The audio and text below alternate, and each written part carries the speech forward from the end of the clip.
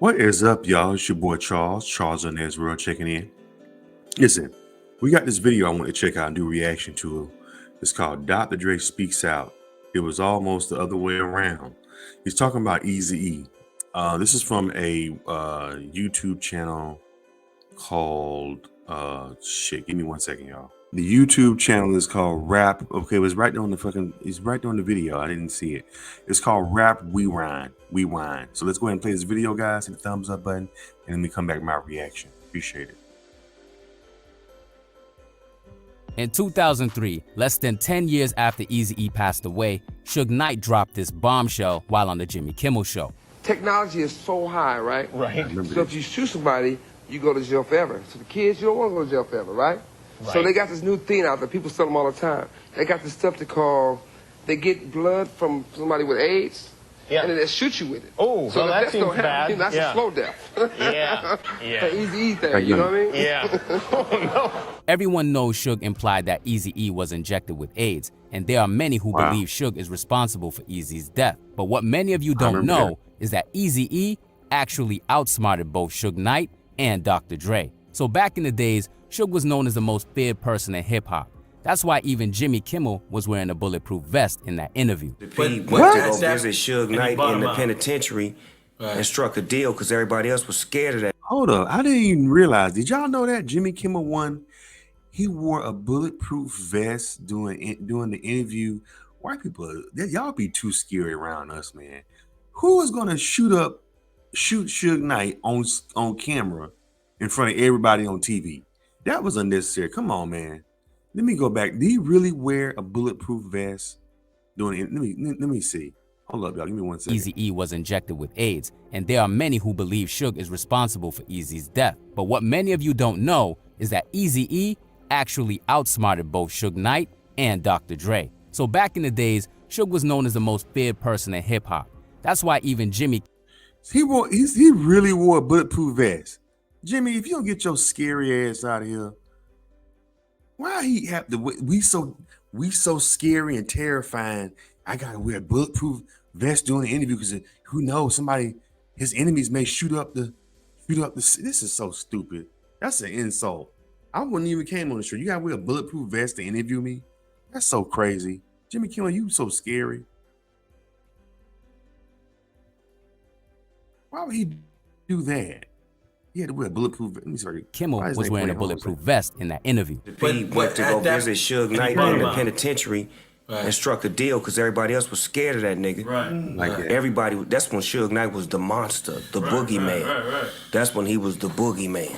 However, Eazy was one of those who didn't give an F about Suge Knight at all. After all, he was indeed the godfather of gangster rap. This is my man, the crazy man, Eazy-E in the house. I remember that. He's temporarily insane. So, Eazy, does this mean you won't be participating in the interview? Yeah! He said he will in a minute, man. He's getting his head straight right now. Okay. I'm tired of you fake motherfucking TV and cameraman and you motherfucking magazine editors talking all that shit. I remember that. We rap about what's going on, what we like to do, and sex just happens to be a big part of what we're doing. I like to fuck. I don't know about you guys. I like to fuck. The Suge and Eazy beef started because of the issue between Dr. Dre and Eazy. Look at me and look at Easy and say, you know, what do I need a bat to, to force him to do a few things? I mean, if I stood up tall and that Eric if he walked between my legs, excuse my French, people probably would think he was my penis. After Ice Cube left NWA in the late 1980s, Dr. Dre was the next to follow suit a few years later in the early 90s. Dre wanted to leave because he believed he wasn't being treated well financially, but Eazy wasn't willing to release Dre easily. And this is when Dre decided to involve Suge Knight. In the Straight Outta Compton movie, it is shown that Eazy-E was beaten by Suge's men. Think I'm signing that? You crazier than I thought you was. I'm out. Which we all know that didn't happen. It's been cleared up that Suge Knight never laid hands on Eazy. Hit that thumbs up button, y'all. Get your ass up. Nah. But what you just saw is just pure fiction. According to BG Knockout, who was also signed to Eazy's label, this never happened at all. Did Easy get beat up like the movie show? Nah, hell no. Nope. No. They didn't touch him. They didn't touch him. Nah.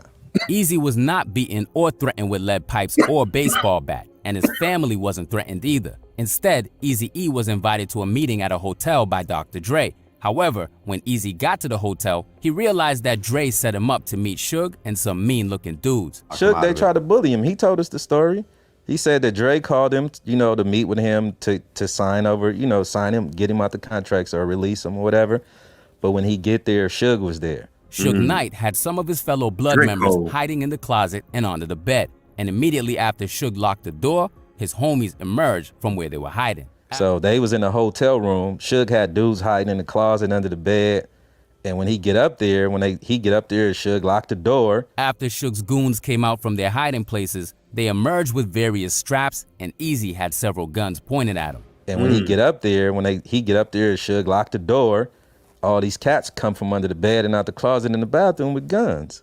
But unlike what many people have been led to believe, Eazy wasn't beaten up or touched at all. In fact, even Keefe D stated that Suge knew not to touch him because Eazy-E had the entire Compton Crips with him. And if Suge or his men had harmed Eazy, it could have led to an all-out gang war. But ultimately, some situations happen, and he gets a release for Dr. Dre and Michelle A.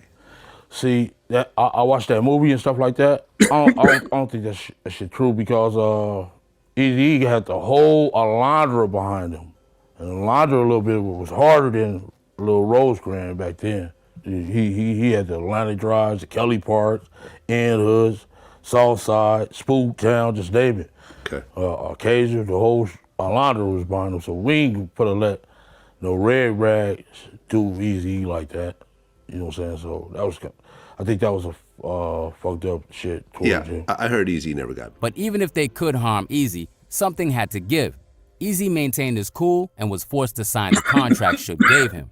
However, according to BG Knockout, Eazy-E only put his fake signature on the document. Yeah, so when they did it, I guess Eazy was smart, so he didn't put his real signature on the paperwork, and that's why so he they never basically held out. So you're saying that they pulled guns out on him? Yeah, absolutely. And basically said, sign this. Right. Did Eazy get beat up like the movie show? Nah, hell no. No. They didn't touch him. They didn't touch him? Nah. Jerry Heller, who was Eazy-E's manager and business partner, stated that after the incident with Suge happened, Eazy-E wanted to kill Suge Knight. Heller stated that Eazy wasn't even going to hire anyone to carry out the hit for him. Instead, Eazy was going to handle business himself. Heller stopped Eazy from going through with it. However, after some time, Heller explained that he regrets stopping Eazy from carrying out the hit. I said, we're the most successful startup record company in the history of the music business, and you want to kill this guy? I said, that just doesn't make any sense to me. And you know something? I should have let him kill him. You know, I would have done the world a favor. He would have done it for sure, by himself. You know, he always rolled by himself, and he was fearless. As for Suge, he believed he had gotten Eazy to do what he wanted. What he didn't know was that Eazy-E still had another trump card to play. After signing the document Suge gave to him, Eazy filed a lawsuit stating that he signed the papers under duress and the contract was therefore rendered invalid. He signed over the contract with a fake signature. With a fake signature. And then I had heard right afterwards he basically filed paperwork that said that it was done under duress. Absolutely. It seemed Suge and Dre were playing checkers while Eazy was playing chess. When Eazy eventually signed the papers that let Dr. Dre leave Ruthless Records, he was now dictating the terms. He signed a contract that ensured he continued profiting off Dre even after Dre had left his label. Eazy signed a contract that made sure he got 20% of the profits from any record Dre produced or rapped on for the next 6 years. They ended up getting 20% of everything that they put out for the next 6 years, and they couldn't do nothing about it. Anything Dre produced or made over there, yeah, he got paid from. This is why Eazy stated that every Dre day is actually Eazy-E's payday. Now, how did that work out? Basically, I had Dre signed as exclusive producer and exclusive artist. So when Dre tried to make his deal over at Interscope, you know, I was included for the next 6 years. So you can say all you want to say. Basically, you could diss me all you want, but I'm going to get paid. Because that's why I say Dre Day is only Eazy's payday. And that's real. So even though Dr. Dre dissed Eazy-E on the song Dre Day, Eazy had the last laugh as he still made money off the record. Dr. Dre was obviously very successful at Death Row, which also means Eazy's account was. And the Chronic was everywhere, man. I can still remember that album came out, man. I was in the 9th grade, man. Just got to high school. Everybody and their mama had that Chronic album. And I'm in Florida. You know, Florida, for the most part, most people only support their local artists. Like, I think at the time it was like Luke. Luke was like Miami, Poison Clan, JT Money. You know, I mean, people listen to like, you know, I don't even think Outkast was even out yet. Yeah, Outkast wasn't even out yet. At the time, people were listening to like Run DMC, like, you know. I'm trying to think, what did people listen to before the Chronic? You know, like Luke, Poison Clan, JT Money, a lot of Miami rappers. Trick Daddy wasn't out yet. A lot of Luke.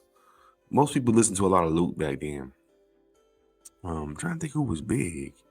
I don't even think Wu-Tang was even out yet before the Chronic. Was the Wu-Tang didn't come out Wu-Tang didn't come out during the year of the Chronic, right? They came out like in 94, right? Or 93. They probably came out the same year as the Chronic. I don't remember, but I remember everybody had that Chronic album. That Chronic album was everywhere. So Eazy got paid. He got paid a nice little chunk of change if he got 20. And that's back when people used to actually buy music. Went out into the record stores. This is for you young people. They had record stores. People would go out and buy the CD. Getting fatter as Dre was raking in the Benjamins. And after joining Death Row, Dre also continued dissing Eazy-E on songs and interviews. My sister even bought the Chronic. And she wasn't even a big rap person. My sister bought the Chronic. WA is no more as far as I'm concerned, you know, unless it's on Death Row. That's it. Now, what exactly, happened? Was it just personal differences with a certain member, or? Yeah, if you're not getting treated right in the place, you're not going to stay there, you know? That's all that was. I guess they didn't respect my talent, you know? So now they're suffering the consequences. Eazy-E, you're dropping like a brick, boy. See ya. Eazy-E stated that Dr. Dre and Suge tried to destroy his company. Suge tried to destroy my record. Dre, I didn't realize this. I thought Dre and Eazy grew up together. But Dre, they really didn't meet Eazy till like, he knew of Eazy because they stayed in the same neighborhood. So he knew Eazy. He knew Eazy was a big time dope dealer, but they didn't know each other like that. They didn't start knowing each other until Eazy wanted to get into the music game after trying to get out the dope game. And I think that might have been, Dre might have been, maybe he was still with that group, Alonzo's group. And then they met like when he was like in his late teens. Eazy might have been like 20, 21, 22. Your company, with the help of others, Dre. Eazy then responded to Dr. Dre's diss with what would have ended up being his most successful single, Real Motherfucking G's. Welcome to the Murder Master Music Show. Episode 73, 75 is approaching pretty fast. And tonight, our guest really needs no introduction, but I'm going to give him one anyway. I'll put it to you this way. The man is basically behind the biggest family tree, so to speak, in hip-hop, period. Because if you look at all the shit that has spawned out of the Ruthless Records family tree over the years, you're talking... Crazy. This is, it had music in it. Let me get past the music part. Oh, that's gonna mess up the copyright shit. But let's see what's going on. Yeah, of course. You know, when you look at how Death Row operated, with Dr. Dre to sign over contracts. Yeah, but I guess he probably figured that was once somebody that I cared about.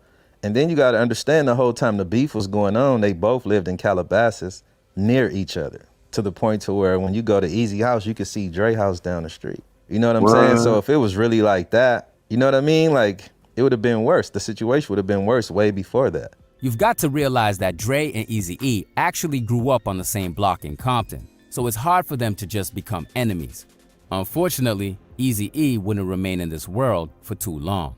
Yeah. After Dr. Dre left the label in 1992, Eazy-E began having serious health issues 3 years later.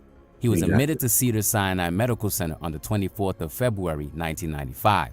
And on the 16th of March, 1995, just less than a month after he got to the hospital, Eazy-E officially announced that he had been diagnosed with HIV/AIDS. He released this statement to his fans after he was diagnosed with the illness.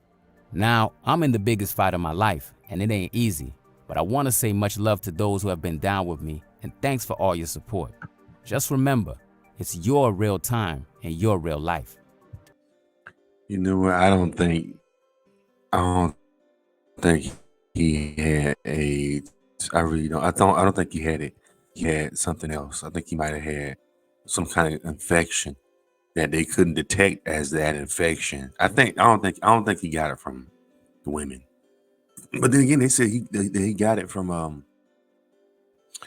woman said that she got it from him though. That he actually gave her the hive. Because they were saying his baby mamas and other women he was dealing with didn't get it. But this one woman, I think, came forward and said, yes, I did get it from him. So, I don't know, man. It's just weird how fast he passed away. That's what made it seem so weird, you know? Unfortunately, Eazy-E passed away 10 days after releasing the statement. He passed away on the 26th of March, 1995. Eazy was buried in a gold casket. He was buried in the same outfit that had become his signature look, his Compton hat, Pendleton shirt, and jeans. After Eazy-E passed away, there were several theories concerning his death. This was largely because none of Eazy's closest relatives have caught the same illness. Not his wife, his son, his daughter, or anyone else close to him. BG Knockout stated that Eazy knew there was more to his illness rather than it just being a virus. He was scared, you know what I'm saying? As anybody would be, he was scared. And I think that, honestly, I think he knew it was something more, like, to be truthful. I think he knew it was something more to him just popping up being sick, you know, although he couldn't really express it. BG even stated that there's something fishy about Eazy's death. There's foul play, ain't no doubt about it. These conspiracies about Eazy's death were then strengthened after Suge stated that being injected with AIDS is the Eazy-E thing. Technology is so... They were saying that Tamika might have had something to do with it. Because they wouldn't let nobody see Eazy. If you listen to the book Original Gangsters, they said Tamika would not let nobody see. She was the only person that was allowed to see. I don't even think his own mama. She made it wear his own because they had got married. They said right after they got married, they said don't even think Eazy was even conscious. That might have been forged. But something about she knew the doctor that diagnosed him, like they were friends. So it's like, I don't know, man. I'm not trying to say she did anything, but that's allegedly what they're saying is that she might have been involved, allegedly. High, right? Right. So if you shoot somebody, you go to jail forever. So the kids, you don't want to go to jail forever, right? So they got this new thing out there. People sell them all the time. They got this stuff they get blood from somebody with AIDS, and then they shoot you with it. Oh, so that seems bad. That's a slow death. Yeah. An easy thing, you know what I mean? Yeah. Oh, no. BG Knockout stated that he believed what Suge said about Eazy being injected with AIDS. Why in the world is he wearing that damn bulletproof vest? Jimmy Kimmel, that's racist, man. He stated that Suge must have been informed about it by some very powerful people. That was strange. That was very strange. You remember watching that? Yeah, of course. I just uploaded it on my Instagram not too long ago. Just the fact that he said that and where he could have got the information from, I have no clue. But that's how most of us feel. That's what really happened. You felt that Suge had something to do. I don't think Suge is in a position. I think he just was made privy to it by somebody in a high. In 2003, less than 10 years after Eazy-E passed away, Suge Knight dropped this bombshell while on the Jimmy Kimmel show. Technology is so high, right?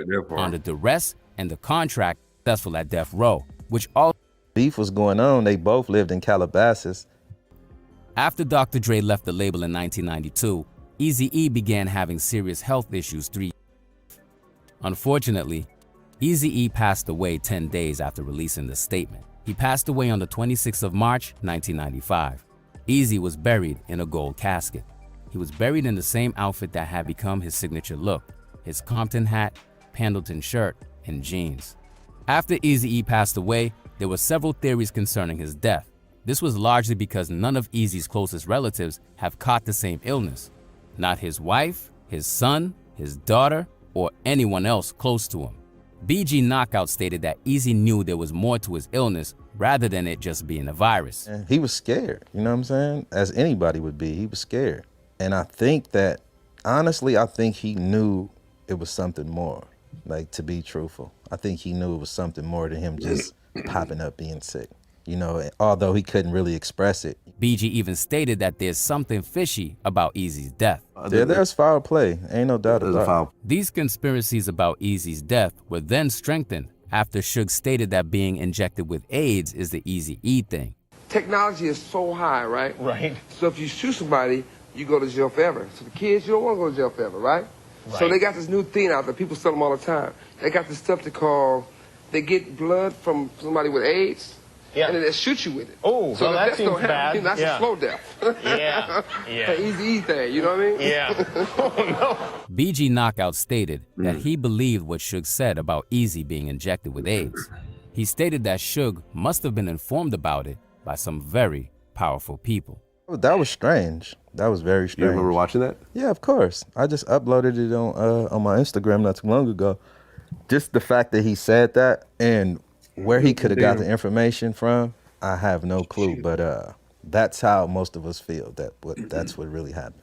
You felt that Suge had something to do. I don't think Suge is in a position. I think he just was made privy to it by somebody in a high. Well, that's it. That's the whole video. Oh, that's the whole video. Okay. I thought that's why, like, you know, that I just ended like that. That's a weird way to end the rap rewind. I thought the shit cut off. I thought I had something to do with it, but that's just the video. The video is